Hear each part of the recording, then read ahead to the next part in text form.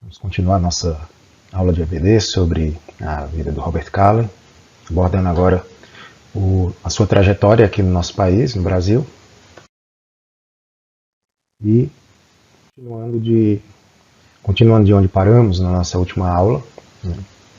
O Dr. Callen estava interessado em conseguir uma residência para poder iniciar os seus trabalhos, e essa residência ela ocorreu lá em Petrópolis, né? Ele conseguiu, através de indicação de amigos, né, que lá em Petrópolis ele iria encontrar a residência que ele procurava, e de fato assim se estabeleceu, né? Sendo que nesse local aconteceu então a reunião, né, de EBD, onde a Sarah Callen ensina sobre a história de Jonas a 5 crianças, e essa data é registrada no nosso histórico como sendo o início dos trabalhos congregacionais aqui no Brasil. E dando continuidade então disso, né, a gente tem Callen fixado lá em Petrópolis, só que ele percebe que seria necessário estabelecer uma residência lá no Rio de Janeiro, uma base bem estabelecida no Rio de Janeiro, né? Ele precisava de um local lá para que pudesse espalhar o evangelho pelo Brasil, já que era uma região bem estratégica, né?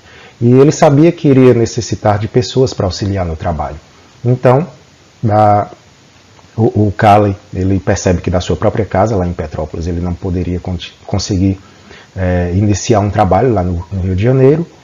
E algo interessante aconteceu, né? Eu acredito que os irmãos devam lembrar em nossas aulas anteriores que o Callen ele tinha sugerido que os crentes madeirenses lá de Illinois, eles deveriam se esforçar, estar sempre prontos para pregar o evangelho a colônias portuguesas também, países de língua portuguesa espalhados por todo o mundo.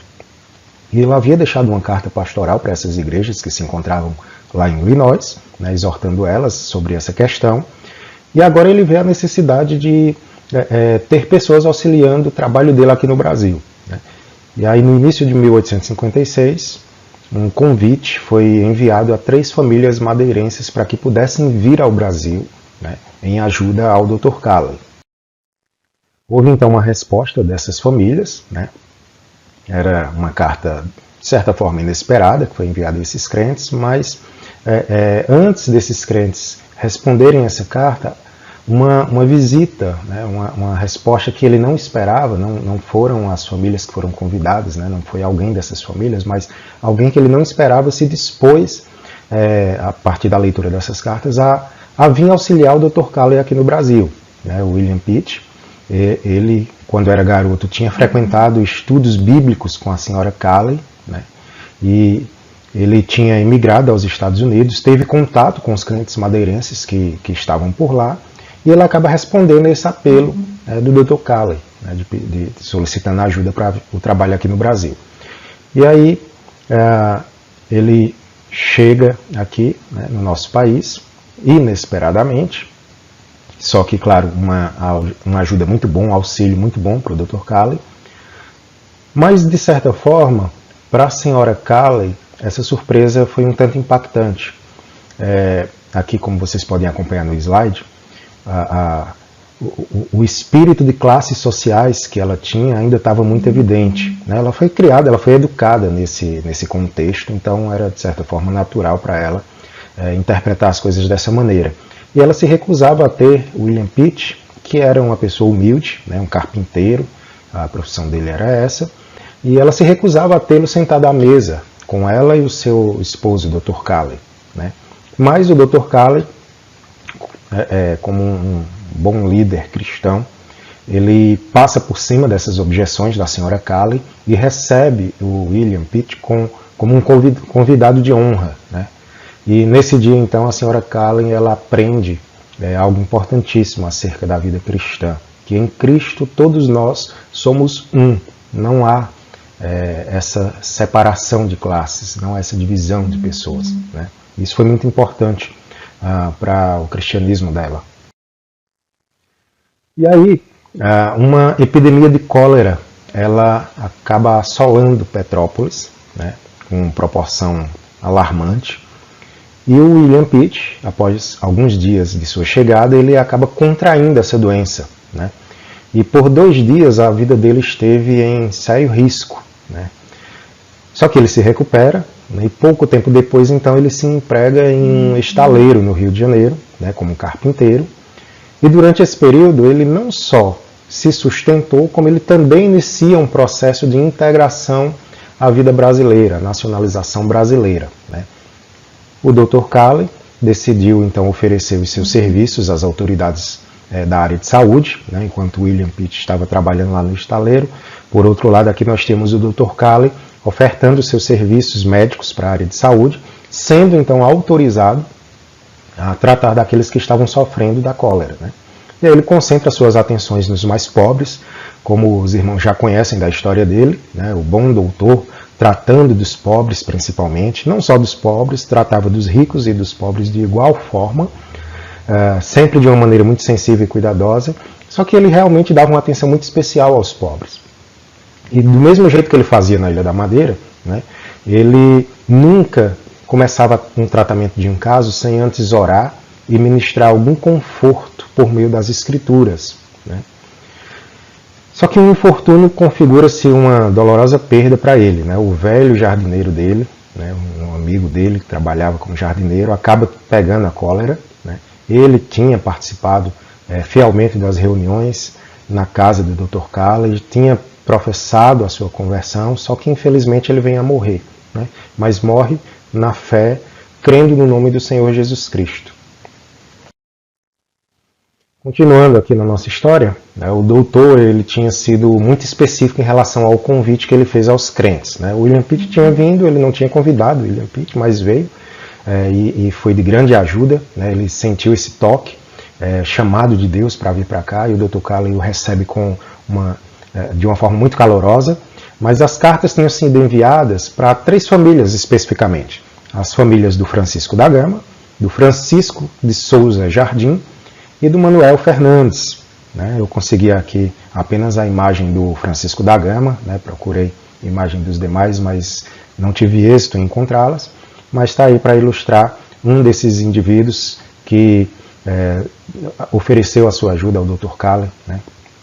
Na verdade foi convidado pelo Dr. Calley para ajudá-lo no ministério, e não era uma decisão fácil de se aceitar. Percebam que esses crentes eles já tinham passado por um grande infortúnio, perseguição na Ilha da Madeira, tinham fugido da Ilha da Madeira, ido para as Índias Ocidentais, depois conseguido se estabelecer nos Estados Unidos e agora estavam com uma vida, de certa forma, bem fixada, né, nesse novo país, e não era uma decisão fácil, né, apartar-se dessa nova vida que eles estavam conseguindo estabelecer em Illinois.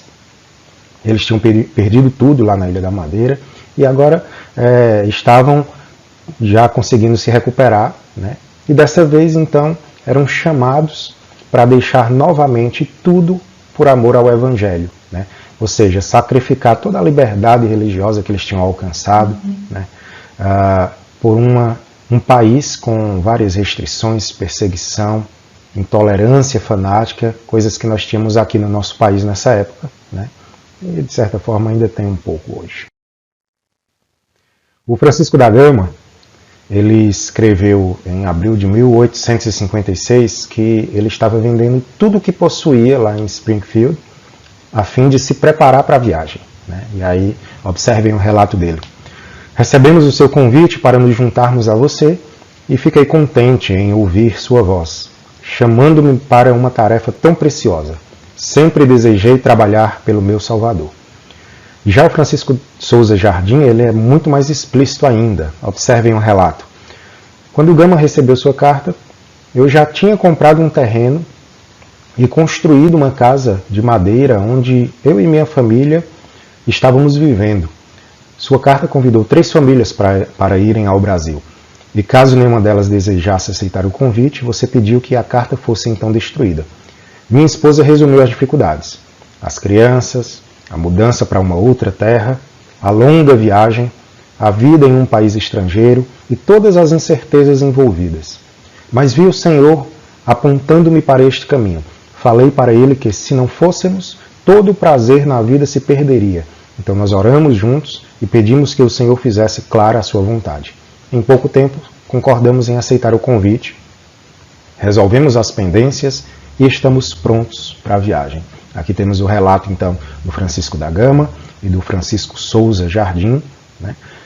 Percebam aqui, irmãos, o desprendimento das coisas dessa vida, né? Nós podemos tirar como lição aqui desses irmãos que eles não estavam apegados a este mundo, apegados às coisas dessa vida. Muitas vezes nós colocamos dificuldades para poder realizar a obra do Senhor, alegando que estamos bem estabelecidos em tantas coisas, emprego, profissão, né? Relacionamento e tantas outras realidades da vida. Mas vejam como esses irmãos eles se desprendem dessas coisas, uma família bem estabelecida, filhos, né, pequenos e tudo mais, e mesmo assim eles se dispuseram a abrir mão de tudo por amor a Cristo, irem para uma terra a qual eles não conheciam, mas sabiam de antemão que era uma terra cuja perseguição ao Evangelho era fato, e mesmo assim eles negaram a si mesmo, a exemplo do que a Bíblia nos fala, tomaram a sua cruz e seguiram a Cristo. Um exemplo muito importante para que a gente possa tomar para as nossas vidas também. Amém? Então, continuando aqui, o Jardim, né? Francisco de Souza Jardim e os seus amigos deixaram Baltimore em 7 de junho e chegaram ao Brasil 2 meses depois. Na chegada ao Rio de Janeiro, eles foram recebidos pelo William Pitt, né? Os irmãos lembram que chegou primeiro, né? O Dr. Calley não tinha convidado, mesmo assim foi uma visita maravilhosa que veio para ajudar. Então o William Pitt recebe esses irmãos e os acomoda em sua casa, né, uma casa que eles tinham alugado, na Rua da Boa Vista. E tão logo soube da chegada deles, o Dr. Calley sai de Petrópolis, vai até o Rio de Janeiro, né, e na mesma noite eles somavam ali 10 pessoas celebrando a ceia do Senhor, com alegria e singeleza de coração, louvando ao Senhor.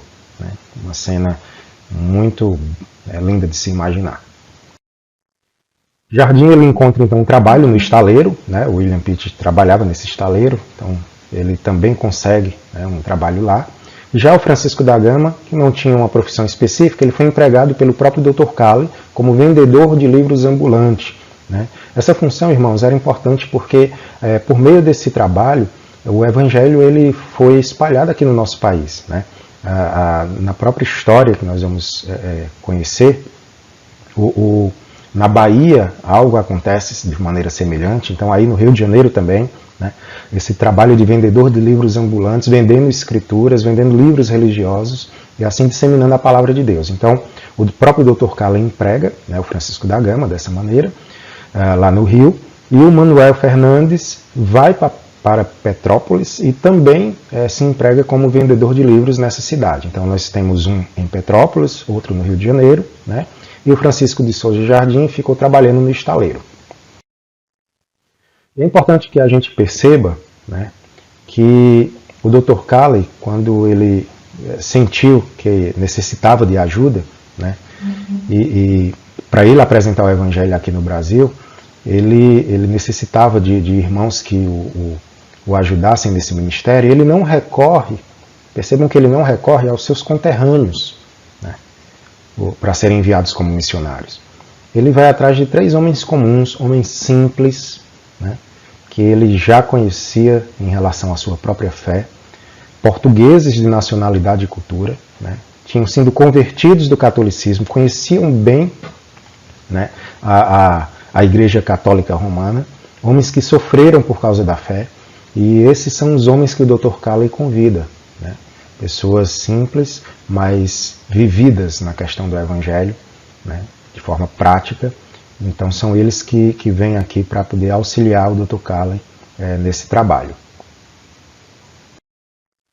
Eles eram homens leigos, né? Como eu disse, com pouca ou até mesmo nenhuma educação formal, mas eles eram muito bem ensinados nos sofrimentos de Cristo pelo seu corpo, que é a igreja, né? Eles eram as pedras fundamentais da igreja aqui no Brasil. Foram pedras fundamentais, né? A respeito deles, o reverendo Porto Filho, né, um grande pastor congregacional, escritor também, ele escreve que Gideão teve seus 300 homens, Davi teve aqueles que escolheram se juntar a ele, e Calley teve esses 4, William Pitt, Francisco da Gama, Francisco de Souza Jardim, né, e o Fernandes, e as suas esposas igualmente dedicadas, heróicas, tendo deixado tudo para seguir o chamado de seus maridos, né, o chamado que eles haviam recebido. Em Petrópolis, além das reuniões de oração, né, as reuniões familiares, do tratamento médico que ele dava aos pobres, havia agora então esse trabalho de venda de livros, né, com a chegada do Francisco. Então, o trabalho pastoral que estava sendo feito pelo doutor, ele passou a ter um papel muito mais importante, né, tanto através de cartas, quanto através de frequentes visitas aos crentes no Rio de Janeiro. Então ele tinha aqui Petrópolis e Rio de Janeiro, trabalhando nessas duas cidades, com o auxílio desses irmãos, né, e o trabalho dele passou a ter então esse papel de forma muito mais importante, através das cartas e das visitas que ele fazia aos irmãos no Rio de Janeiro. A senhora Calley, ela deixou registrado que durante aqueles poucos dias no Rio, né, o marido dela, o Dr. Calley, tinha conversado com um homem chamado Sr. Clark. Quem era o Sr. Clark? Né? Por que é importante a gente abordar a história dele?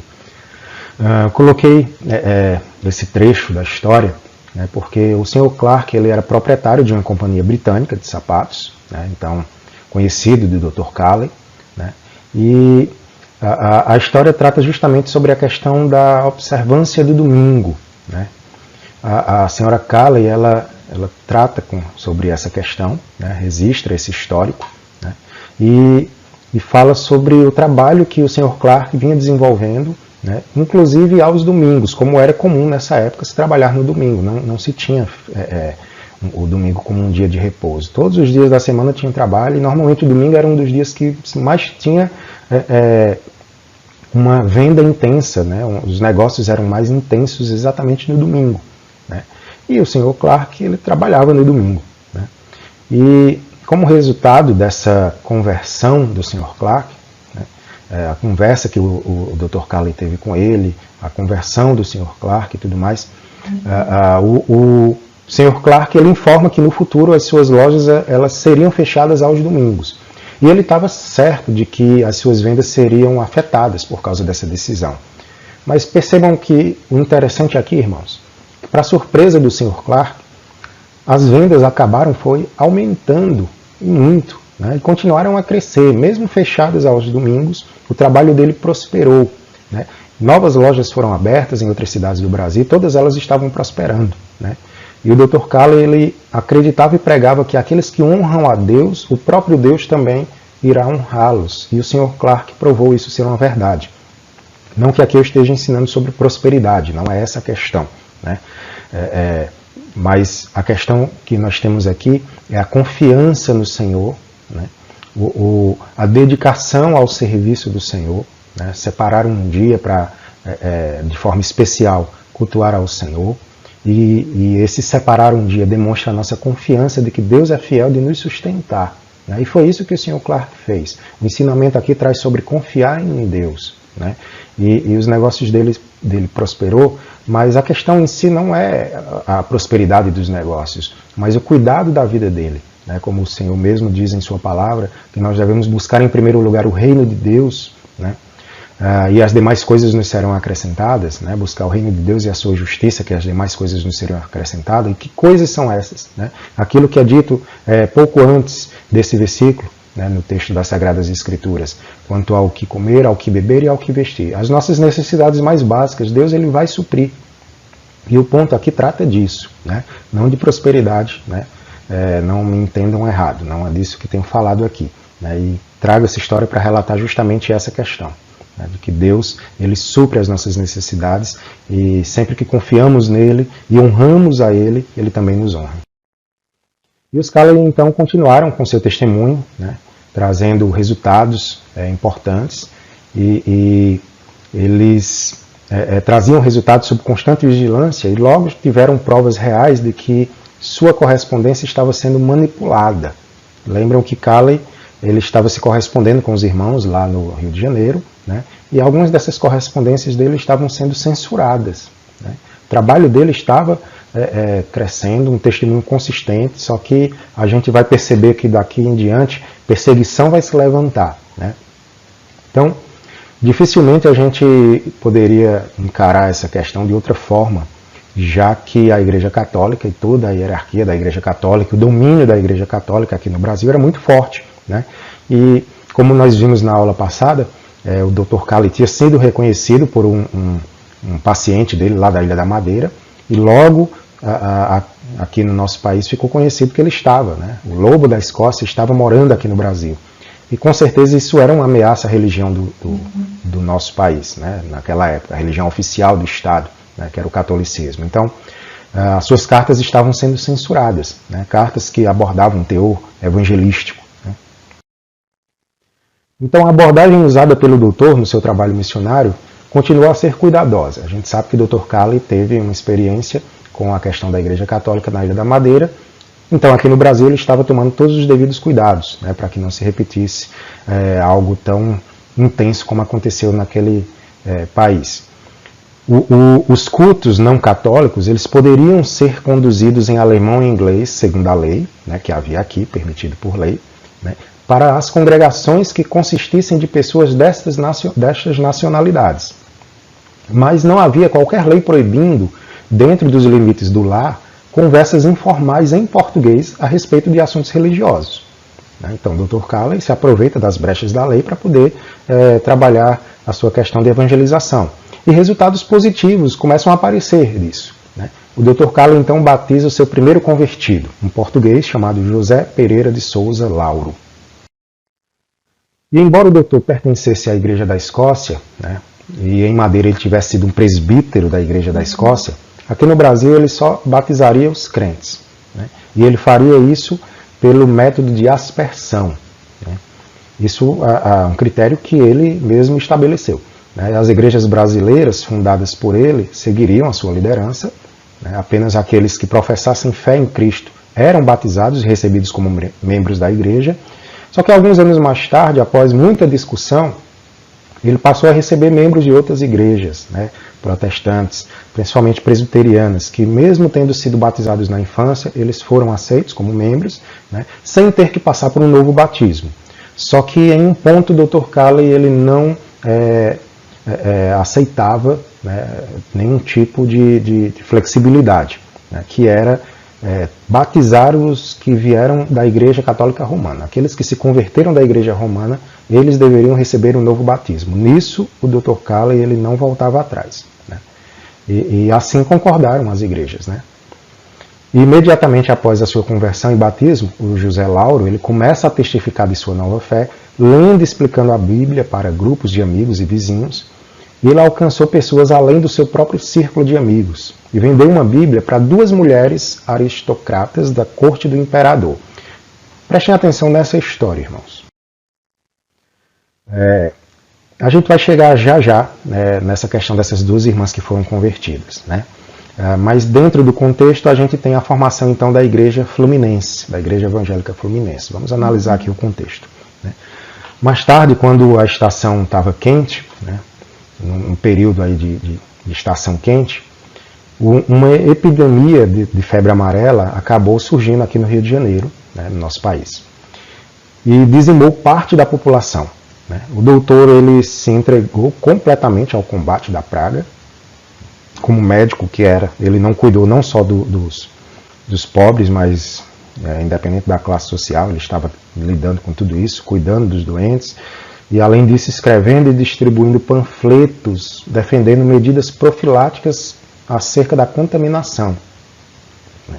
E a imprensa local estava elogiando o doutor por essa contribuição que ele estava dando na luta contra essa doença, né? Uma epidemia que assola o Rio de Janeiro, né?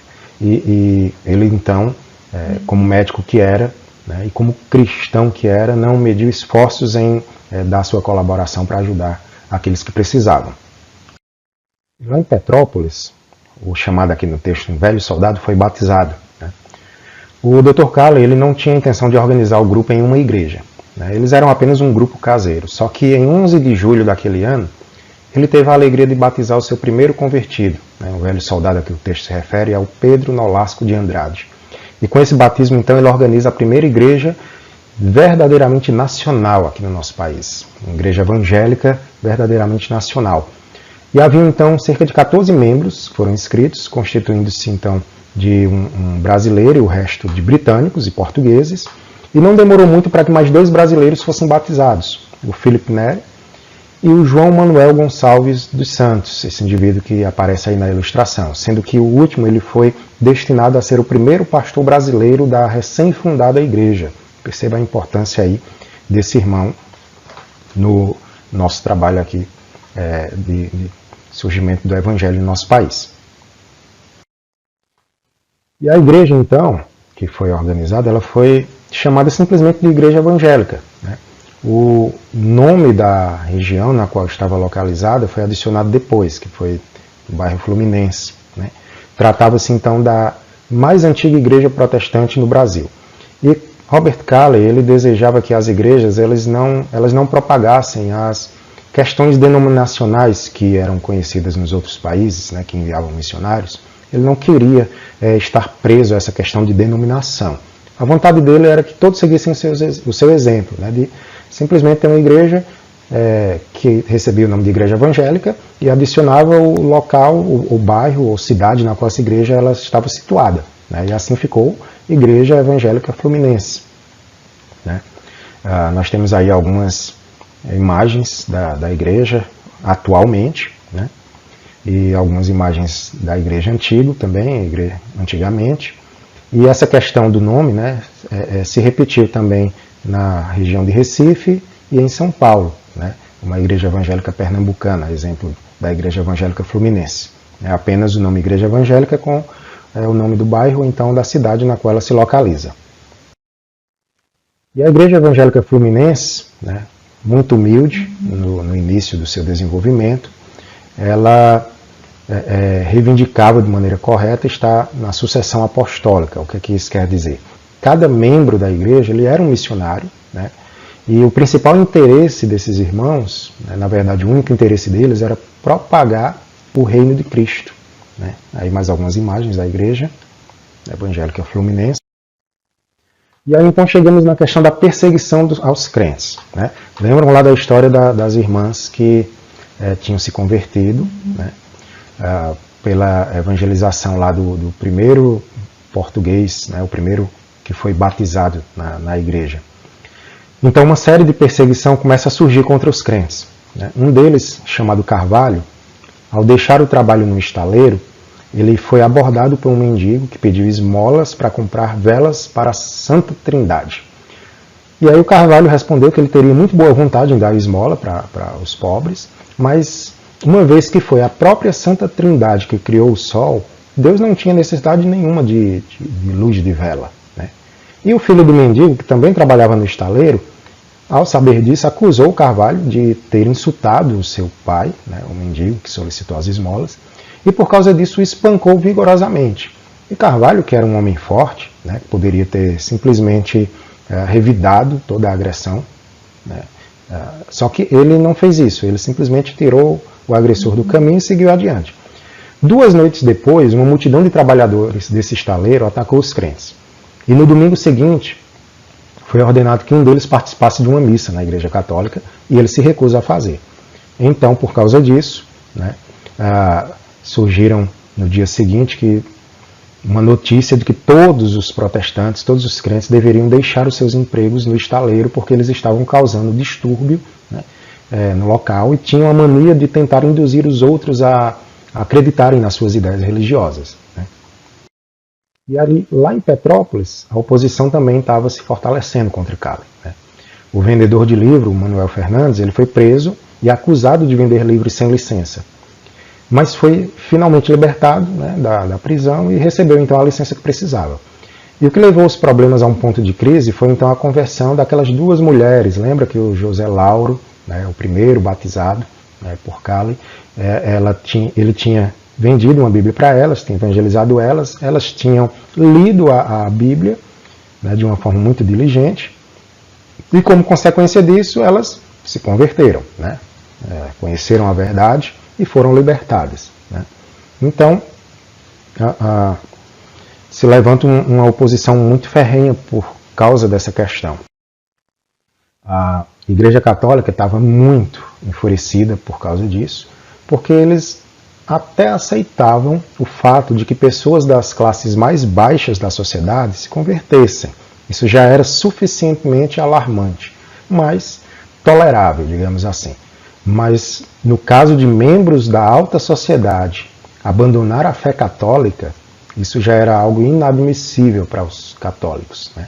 Então, algumas semanas mais tarde, um panfleto que atacava os crentes foi distribuído aos fiéis durante uma missa, e o Dr. Calley, o Dr. Calley, ele foi intimado a comparecer no escritório do chefe de polícia, e embora ele tivesse garantido a liberdade de propagar sua fé, né, foi proibido de praticar medicina. Olha só, tentando atacar Calley de todos os lados possíveis, né? Embora ele tinha a liberdade de propagar sua fé, ele acaba então sendo proibido de praticar medicina, sendo que ele já tinha ofertado seus serviços para ajudar no combate, primeiro a cólera, depois a febre amarela, né? As autoridades brasileiras tinham aceitado de bom grado o serviço do doutor e agora estavam proibindo ele, né, de uma maneira muito conveniente para eles.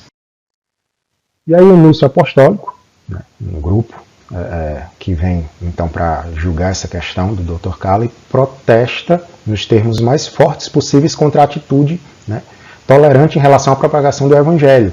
E como resultado disso, o ministro das Relações Exteriores do Brasil, José Maria Silva Paranhos, né, que está aí nessa imagem, ele intima o representante diplomático da Grã-Bretanha, né, o ministro das Relações Exteriores da Grã-Bretanha, aqui no Brasil, William Stewart, a comparecer no seu escritório. E aí ele informa a Stewart que o governador do estado do Rio de Janeiro, Barão de Vila Franca, né, formulara fortes argumentos contra o Dr. Calley, né, que este pregava para as pessoas em geral e particularmente aos seus pacientes e sua família, e que devido a tais práticas ilegais, ele tinha sido expulso da Ilha da Madeira, de Trindade, como perturbador da paz. E em tudo isso, ele afirmava que a senhora Calley ajudava e encorajava o seu marido a fazer isso, o Dr. Calley. E então Paranhos, ele disse que a Constituição brasileira era tolerante, mas não tão tolerante a ponto de permitir tais violações como as praticadas por Dr. Calley. Perceba aqui toda uma questão envolta de argumentos legais para tentar impedir o Dr. Calley de realizar o seu trabalho de evangelização aqui no Brasil.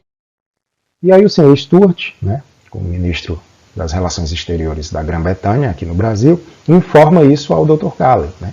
E em resposta às acusações, o Dr. Calley informou ao Stewart que não tinha sido um instrumento para a conversão de qualquer brasileiro em Petrópolis. As duas mulheres, né, que foi o motivo de todo esse alvoroço, elas já eram convertidas quando Calley conheceu elas, né? E que quando manteve reuniões informais na sua própria casa, ele não realizou nenhum culto formal em português, ele realizava em inglês, né, para os britânicos, conforme a lei permitia.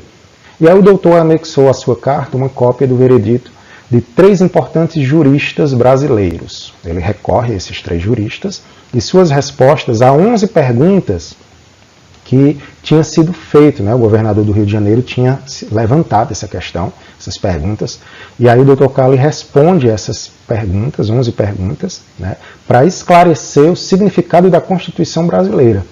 As perguntas, que tinham natureza retórica, né, com exceção da última, elas, embora tenham sido expressadas de maneira simples e diretas, elas tinham um auge de tentar interpretar aqui os artigos da Constituição, né, o artigo 276 e 277 da Constituição brasileira na época, né. E essas perguntas tão lógicas e persuasivas mostraram como o Dr. Calley ele tinha uma sagacidade mental interessante, como ele era inteligente, né, em relação a essas questões. Percebam só as perguntas que ele faz. Ele coloca aqui, eu elenquei aqui as perguntas, nós temos aqui, primeiro, os cidadãos brasileiros têm o direito de seguir a religião que assim desejarem? Lembre que o Brasil estava dentro de uma política de tolerância religiosa, né? Isso respaldado pela própria Constituição. Só que a gente sabe que na prática não era bem assim. E a Igreja Católica até então estava muito bem porque ela estava se impondo até então. Porém, com a chegada do Dr. Calley e a disseminação do Evangelho, as coisas começam a mudar. Mas tem uma Constituição para poder defender essa questão. O próprio imperador, ele defendia que o Brasil fosse um país tolerante, à semelhança de outros países como os Estados Unidos, que tinham liberdade religiosa, e se eles tinham a intenção de trazer imigrantes para cá, imigrantes europeus, que em sua maioria eram da fé protestante, eles precisavam repensar muito essa questão. E por causa disso tinha essa questão da tolerância, né, digamos que entre aspas, para poder receber esses, mas na prática eles não queriam que os brasileiros se convertessem, né? Mas aí o Dr. Calley faz uso da própria Constituição e levanta essas perguntas. Então, cidadãos brasileiros têm o direito de seguir a religião que assim desejarem? Pergunta 2. Se um cidadão consulta outro cidadão a respeito de sua fé, ele não tem o direito de receber uma explicação? Pergunta 3. É um ato criminoso aconselhar tal pessoa? 4. Importa se a pessoa citada está em sua casa ou em qualquer outro lugar? 5. Caso tal cidadão decida seguir uma religião que não seja aquela oficial do Estado, ele é um criminoso, um apóstata, um blasfemador? Pergunta 6. Uma sociedade que recebe tal pessoa está incorrendo em alguma penalidade? Pergunta 7. É um ato legal para estrangeiros fazerem cultos domésticos em suas próprias casas? 8. Se um brasileiro está presente em tal ocasião, isto é considerado um ato criminoso? 9. Se uma reunião de estrangeiros acontece em prédio que não possui o formato de características tradicionais de uma igreja, com portas completamente abertas para qualquer um que desejar entrar, isto será então considerado um ato criminoso? Pergunta 10. Um estrangeiro pode ser forçado a deixar sua casa ou ser deportado, né, antes de ser formalmente acusado de quebrar a lei? E a pergunta 11, né, todas essas de 1 a 10 são perguntas retóricas, né? Já se sabe a resposta, que a Constituição, na verdade, respaldava essa questão da tolerância. Mas aí em 11 nós temos qual é o significado da palavra publicamente e reuniões públicas nos artigos 276 e 277 da Constituição brasileira, né, que dava essa liberdade. Né? E aí Calley queria então saber, né, por que ele estava sendo acusado se ele não tinha descumprido nenhuma lei. E a resposta dos 3 juízes que ele tinha requisitado para julgar a sua causa, né, Dr. Joaquim Aurélio Nabuco, Dr. Urbano Pessoa de Mello e Dr. Caetano Alberto Soares, foram unânimes. Pela Constituição, missionários estrangeiros eram livres para pregar a fé reformada ao povo. E a opinião considerada destes 3 derrubou a interpretação até então mantida e apoiada pela Igreja Católica, né, que era a Igreja oficial. E foi uma grande vitória. A gente tem aqui que constitucionalmente o doutor estava livre para pregar o seu evangelho. Né? E a gente vê aqui a sagacidade mental do doutor. Né? E aí o Stuart, né, o ministro das Relações Exteriores da Grã-Bretanha aqui no Brasil, ele informa, né, no Ministério das Relações Exteriores em Londres que tinha sido aceito, né, pelo governo brasileiro a explicação do Dr. Calley sem nenhuma ação mais a ser demandada. E seja dito, no entanto, que na carta do doutor, com essas perguntas e com esses questionamentos que foram feitos, ele embute uma ameaça disfarçada, digamos assim. Né? Que ameaça seria essa? Caso ele fosse expulso do país, ele faria se tornar largamente conhecido nos países do qual o Brasil pretendia atrair um número cada vez maior de imigrantes, que na questão de liberdade religiosa este país era intolerante em contraste com os Estados Unidos. Né? Então, o Calley ia espalhar, se ele fosse expulso por causa da sua fé. Ele ia espalhar que o Brasil não era nada tolerante, como estava dizendo. Estavam chamando, né, para cá, questão lá do branqueamento, que a gente explica na nossa aula anterior, trazer imigrantes europeus para cá, e esses imigrantes, na maioria de fé protestante, eles vinham crendo que teriam liberdade religiosa, mas não seria de fato assim. Né? Então, Calley, ele coloca ali um tom de ameaça, que caso ele fosse expulso, isso iria acontecer, né? Ele iria espalhar essa informação. Né? Quanto à questão da prática de medicina, que ele tinha sido proibido, ele, seguindo a sugestão das autoridades, solicita a Faculdade de Medicina do Rio de Janeiro para reconhecer o diploma dele. Né? Aí eles pedem que ele escreva uma tese, ele escreve uma tese, se eu não me engano, a tese que ele escreveu foi sobre a tênia, né? E ele então faz isso em agosto de 1859, sendo registrado como médico aqui no Brasil. E apesar da atitude oficial, né, de que ele tinha liberdade de pregar constitucionalmente e tudo mais, a situação não melhora. 2 pacientes do Dr. Calley morrem e as autoridades locais se recusam a aceitar o atestado de óbito assinado por ele, pelo Dr. Calley. E mais problemas ainda vão aparecendo, né, para os crentes. 2 aristocratas do local foram ameaçadas, né, que acabaram então decidindo deixar Petrópolis, né? Até o Dr. Cali e a sua esposa estavam começando a achar que também teriam que ir embora, né? Mas estavam confiantes de que a semente do Evangelho tinha sido pregada aqui e que se eles fossem embora, né, com certeza as coisas já teriam como dar continuidade e render frutos, né, porque a semente já tinha sido plantada e já estava começando então a colher frutos desse trabalho, né? Só que aí, quando as coisas estavam bem ruins, o inesperado acontece. O próprio imperador, Dom Pedro II, intervém. Lembram que já comentei que o imperador ele tinha essa ideia, né, de tolerância religiosa, né, de proporcionar um crescimento cultural, social, religioso aqui para o nosso país, né? E aí ele faz uma visita ao Dr. Cali na sua própria residência em 28 de fevereiro de 1860. Só que o Dr. Cali estava doente na sua própria cama, né, confinado no seu quarto, e ele não pôde ver o imperador. Quem recebeu ele foi a sua esposa, a senhora Cali, e assegurou ao imperador que assim que o doutor ficasse bom, ele iria recebê-lo, né, com muito gosto, com muito prazer, né? E o imperador então retorna nessa intenção de conhecer o Cali em um próximo encontro. Por causa dessa visita que o imperador faz, se espalham rumores de que o imperador estava exigindo que os Cali deixassem o país, né? Começa a se espalhar notícia falsa, né? A fofoca começa a acontecer aqui e começa a espalhar a notícia de que o imperador exigiu que o Dr. Cali e sua esposa deixassem o país. Só que alguns dias depois, o Dom Pedro novamente visita o médico, né, Dr. Cali, e dessa vez ele já melhor, né, da sua enfermidade, o recebe, e ostensivamente ele disse que desejava conversar com o doutor sobre a Terra Santa. Lembra que antes de vir para o Brasil, o Dr. Cali, né, tinha viajado pela Palestina, passou um bom tempo lá e se tornou um profundo conhecedor da sua história, geografia e tudo mais.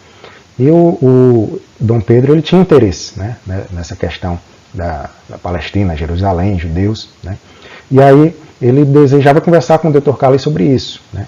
E na verdade ele estava aqui assegurando ao casal que defenderia a completa liberdade religiosa dentro do Império, né? E aí ele convida o doutor para o palácio, né, da família real e para então ministrar uma palestra sobre a Palestina, né?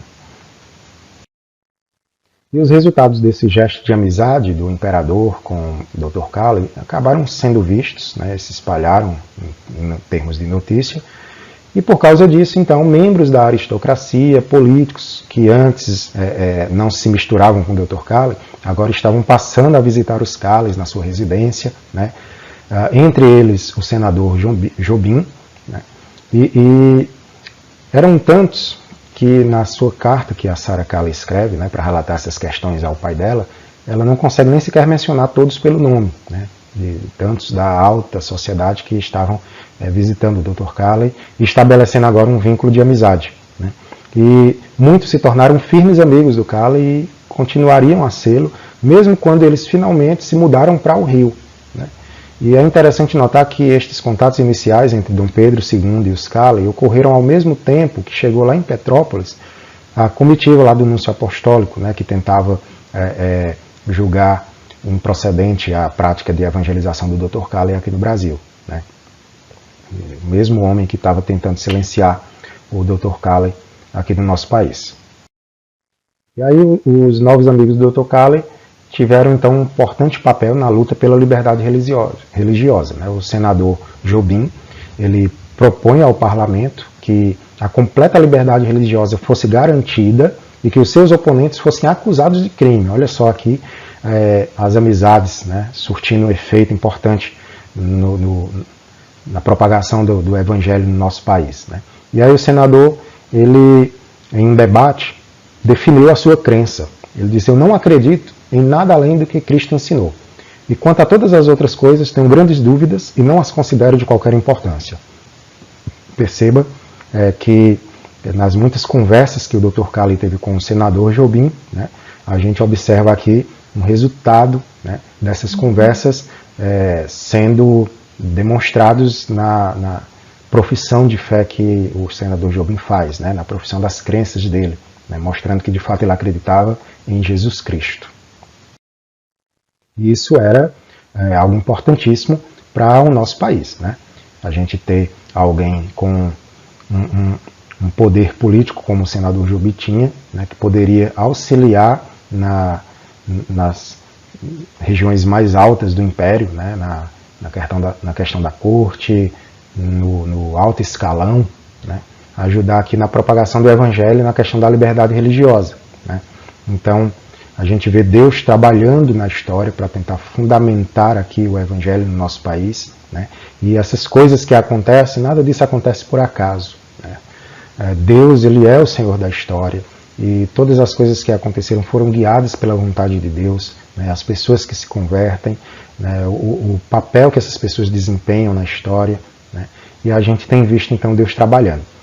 A gente vai ficar aqui na nossa aula, né, na nossa próxima aula a gente vai ver um pouco mais sobre os eventos que se seguem, e eu coloquei aqui um versículo, ficou encoberto aqui pela figurinha, né, da minha narração, mas um texto que todos conhecem, a parte B do versículo, né, de Atos 2,47, que todos os dias acrescentava o Senhor à igreja aqueles que iam sendo salvos, né?